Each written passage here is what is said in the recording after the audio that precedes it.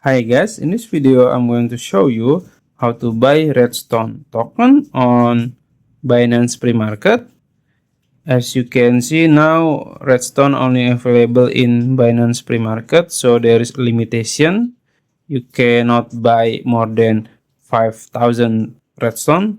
So let's try buy it. You can click buy here, and then let's say I want to buy at $1.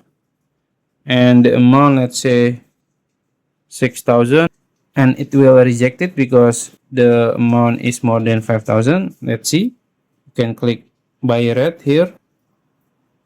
See, order rejected. So you can only buy max 5,000. Let's say I want to buy 4,999, and I will place the order. It's success, so I just wait to the price at $1. So yeah, that's it.